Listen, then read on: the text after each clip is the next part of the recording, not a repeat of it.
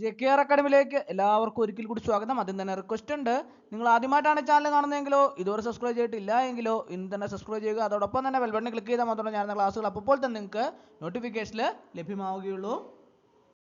സർവകലാശാലകളിൽ സ്ഥിര നിയമനങ്ങൾ ഒഴിവാക്കി താൽക്കാലികക്കാരെ കുത്തി നിറച്ച് കേരളത്തിലെ സർവകലാശാലകൾ അതിക്രമമായിട്ട് നിയമനങ്ങൾ നടത്തുകയാണ് എന്നൊരു വാർത്ത നിങ്ങൾ പത്രമാധ്യമങ്ങളിൽ കൂടി കഴിഞ്ഞ ദിവസം കണ്ടിട്ടുണ്ടാവും അല്ലേ? PSCക്ക് റിപ്പോർട്ട് ചെയ്യേണ്ട സ്ഥിരം തസ്തികകൾ സർക്കാർ ഉത്തരവിന്റെ മറവിൽ റദ്ദാക്കിക്കൊണ്ടാണ് താൽക്കാലിക നിയമനങ്ങൾ നടത്തുന്നത്. ഉന്നത വിദ്യാഭ്യാസ മന്ത്രി നിയമസഭയിൽ അറിയിച്ചനുസരിച്ച് 3422 പേരെയാണ് സർവകലാശാലകൾ നേരിട്ട് ദിവസക്കൂലി കരാറടിസ്ഥാനത്തിൽ നിയമിച്ചിരിക്കുന്നത്. കേരള സർവകലാശാല 971, MG സർവകലാശാല 328, കാലിക്കറ്റ് സർവകലാശാല 704, കണ്ണൂർ സർവകലാശാല 359, കുസാറ്റ് സർവകലാശാല 511, സംസ്കൃത സർവകലാശാല 261, മലയാളം സർവകലാശാല 84, സാങ്കേതിക സർവകലാശാല 95, ഓപ്പൺ യൂണിവേഴ്സിറ്റി 109 എന്നിങ്ങനെയാണ് താൽക്കാലിക നിയമനങ്ങളുടെ എണ്ണം. ഇതിൽ MG സർവകലാശാല 71, കണ്ണൂർ സർവകലാശാല 68, സംസ്കൃത സർവകലാശാല 3 എന്നിങ്ങനെയാണ് എംപ്ലോയ്മെന്റ് എക്സ്ചേഞ്ച് വഴി നിയമിച്ചിട്ടുള്ളത്. കാർഷിക സർവകലാശാല, ഫിഷറീസ്, വെറ്റിനറി നിയമ സർവകലാശാലകളിലെ താൽക്കാലികക്കാരുടെ എണ്ണം സർക്കാർ വ്യക്തമാക്കിയിട്ടില്ല. 500ഓളം പേരെ ഈ സർവകലാശാലയിൽ നിയമിച്ചിട്ടുണ്ടെന്നാണ് വിവരം. സ്ഥിരം തസ്തികകൾ ഒഴിവാക്കി കരാറടിസ്ഥാനത്തിൽ ജീവനക്കാരെ നിയമിക്കാനാണ് സർക്കാരിന്റെ അനുമതി. ഈ ഉത്തരവിന്റെ ചുവട് പിടിച്ച് കാർഷിക സർവകലാശാല 213 അനധ്യാപക തസ്തികകളാണ് കഴിഞ്ഞ ദിവസം റദ്ദാക്കിയത്. കേരള സർവകലാശാലയിൽ നടന്ന അസിസ്റ്റന്റ് നിയമന തട്ടിപ്പിനെ തുടർന്ന് 2014 ഉമ്മൻചാണ്ടി സർക്കാരാണ് സർവകലാശാലകളിലെ അനധ്യാപക നിയമനങ്ങൾ PSCക്ക് വിട്ടത്.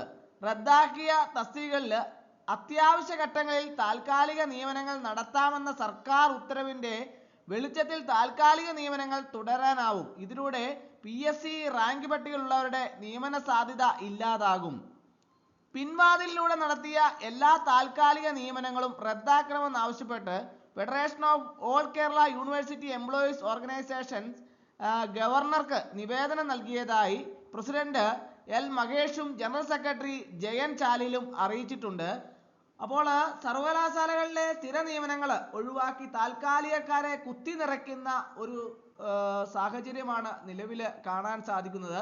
സ്ഥിര നിയമനങ്ങൾ PSCക്ക് വിട്ട് ഒഴിവുകൾ റിപ്പോർട്ട് ചെയ്താൽ മാത്രമേ നിയമനങ്ങൾ കൂടുതൽ നടക്കുകയുള്ളൂ. അങ്ങനെ PSCക്ക് ഒഴിവുകൾ റിപ്പോർട്ട് ചെയ്താൽ മാത്രമേ PSCയിൽ നിന്നുള്ള അഡ്വൈസുകൾ ഉണ്ടാവുള്ളൂ. അങ്ങനെ ഒഴിവുകൾ നികത്താൻ സാധിക്കുള്ളൂ. എന്നാൽ താൽക്കാലികക്കാരെ കുത്തി നിറയ്ക്കുകയാണെങ്കിൽ PSCക്ക് ഒഴിവുകൾ നൽകേണ്ട ആവശ്യമില്ലാത്ത ഒരു സാഹചര്യത്തിലൂടെയാണ് മുൻപോട്ട് പോയിക്കൊണ്ടിരിക്കുന്നത്. താൽക്കാലികക്കാരെ കുത്തി നിറച്ചാണ് സർവകലാശാല മുഴുവൻ സർവകലാശാലകളും നടക്കുന്നത്. ഓരോ സർവകലാശാലകളിലും അവരുടെ നിയമനങ്ങളുടെ എണ്ണം ഞാൻ കൃത്യമായിട്ട് തന്നെ ഇതിൻ്റെ അകത്ത് പത്രമാധ്യമങ്ങളിൽ കൂടി വന്ന കൃത്യമായ കണക്കനുസരിച്ച് ഞാൻ ഉൾപ്പെടുത്തിയിട്ടുണ്ട്.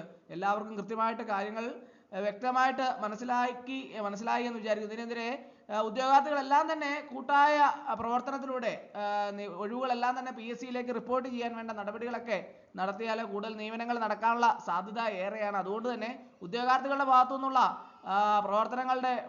പ്രവർത്തനങ്ങളിലൂടെ മാത്രമേ ഇതിനൊരു അറുതി വരുത്താൻ സാധിക്കുകയുള്ളൂ എന്നുള്ളതാണ് പല പത്രമാധ്യമങ്ങളിൽ കൂടി മനസ്സിലാക്കാൻ സാധിക്കുന്നത്. അപ്പോൾ ഈ സർവകലാശാലകളിലെ നിയമനങ്ങൾ വർദ്ധിക്കുകയാണെങ്കിൽ മാത്രമേ കൂടുതൽ ഉദ്യോഗാർത്ഥികൾക്ക് ജോലി എന്ന സ്വപ്നം സാക്ഷാത്കരിക്കാൻ സാധിക്കുകയുള്ളൂ.